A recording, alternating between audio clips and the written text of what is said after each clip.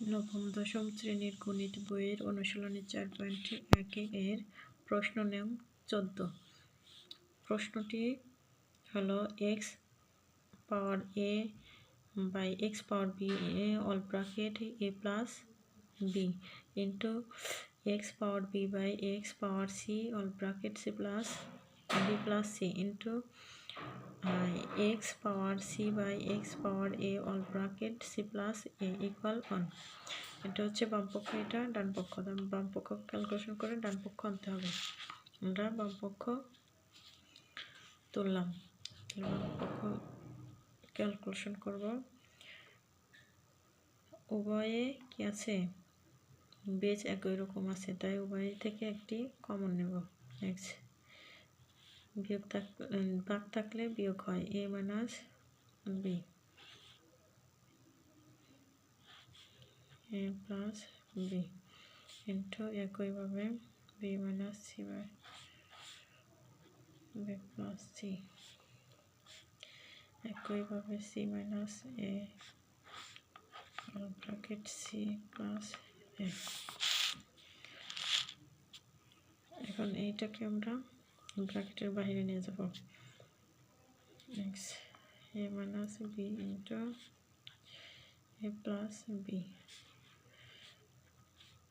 b minus c into c plus b plus c into c minus a into c plus a। এখন একটা জিনিস লক্ষ্য করলে দেখা যায় a স্কোয়ার মাইনাস b স্কোয়ারের সূত্র বসছে এখানে a minus b into a plus b।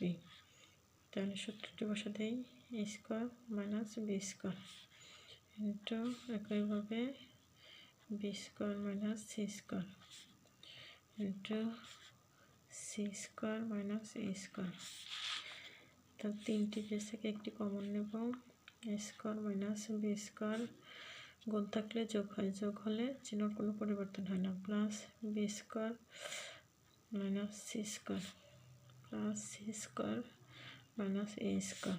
তাহলে এটা প্লাসের, এটা মাইনাসের, এটা মাইনাসের, এটা প্লাসের, এটা মাইনাসের, এটা প্লাসের। কারণ এক্স 0 সূচকের ক্ষেত্রে কোনো কিছুর উপরে পাওয়ার 0 হলে তার মান 1 হয়। এটা সমান ডান পক্ষ।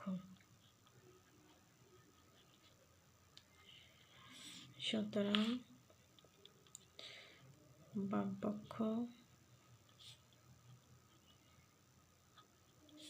সমান ডান পক্ষ